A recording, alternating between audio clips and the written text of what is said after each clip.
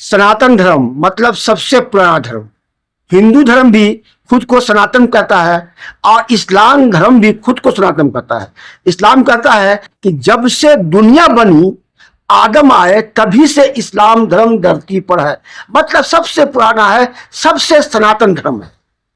इब्राहिम आए, उन्हें के नाम से जाना जाता है दीन इब्राहिम।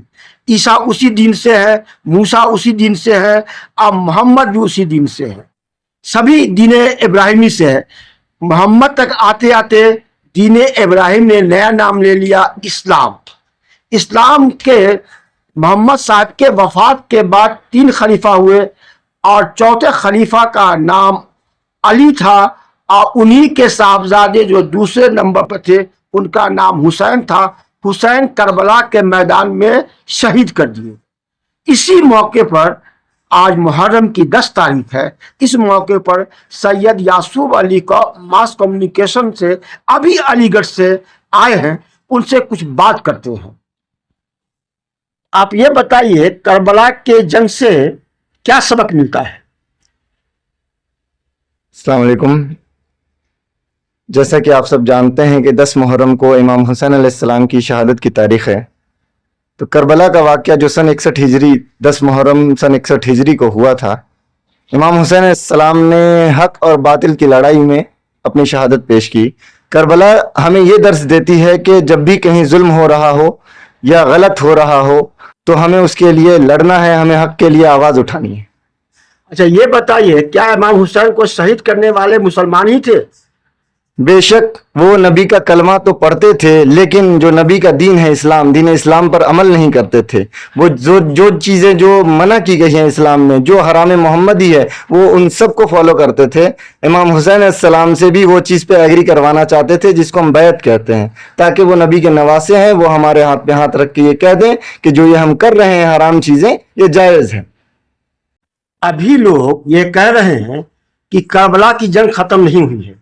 जिस तरह से इमाम हुसैन करबला की जंग में मदद मांग रहे थे और लोग मदद को नहीं आ रहे थे मुसलमान, वैसे ही अभी इजराइल में है, फिलिस्तीनी मदद मांग रहे हैं। मुस्लिम ममालिक बहुत से हैं, लेकिन कोई मदद को उनके नहीं आ रहा है। इस पर आप क्या कहते हैं कि करबला की जंग अभी भी जारी है फिलिस्तीन में?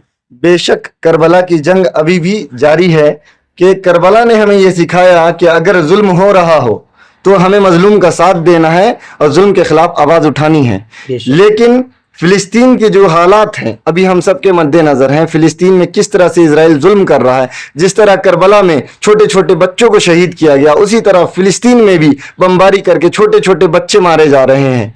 कितने बच्चे शहीद हो गए हैं, लेकिन ये जो मुसलमान सो कॉल्ड मुस्लिम कंट्रीज़ हैं, ये इसके लिए आवाज़ नहीं उठा रही है। तो करबला की जंग अभी भी है। करबला मौजूदा वक्त की करबला फिलिस्तीन है और हमें मिल के फिलिस्तीन के लिए आवाज़ उठानी है। अच्छा, ये बताइए कि लोग कहते हैं, बड़े बड़े मौलवी कहते हैं कि इसराइल के प्रोडक्ट पर बैन लगाना चाहिए, शिया मुसलमान उसका प्रयोग न करें, उपयोग नहीं करें, उस पर प्रतिबंध लगा। लेकिन मजलिस में शिया मुसलमान इसराइल के प्रोडक्ट को तबर्रुक के रूप में बांट रहे हैं। इस पर आपका क्या कहना है? ये बिल्कुल गलत है। जैसा कि हमारे मर्जा जिनको हम फॉलो करते हैं, जिनकी हम तकलीद करते हैं, उन्होंने भी कहा है कि इजरायली प्रोडक्ट को बॉयकॉट किया जाए। तो हमारा ये फ़र्ज़ बनता है कि इजरायली प्रोडक्ट को हम बॉयकॉट करें और जो मेड इन इंडिया प्रोडक्ट है या अदर कंट्रीज़ की जो प्रोडक्ट है उसका हम इस्तेमाल करें और अल्टरनेटिव हम ढूंढें कि हम इसके बदले क्या बांट सकते हैं। क्योंकि अगर हम इजरायली प्रोडक्ट को बॉयकॉट नहीं करेंगे तो मतलब कि हम भी उस जुल्म के साथ हैं जो इजराइल फिलिस्तीन पर कर रहा है और हम इजराइल की इकोनॉमी को जो है बढ़ावा दे रहे हैं। क्या आप ये मानते हैं कि राष्ट्रसंघ ने जो फिलिस्तीन के बारे में फैसला किया था वो फैसला लागू होना चाहिए और उसे लागू कराने के लिए मुस्लिम ममालिक जो है का आगे आना चाहिए? सबसे पहले तो मुस्लिम ममालिक को एक होना होगा। अगर ईरान इजराइल पर अटैक करता है तो खुद मुस्लिम कंट्रीज ही उसके खिलाफ हो जाती हैं।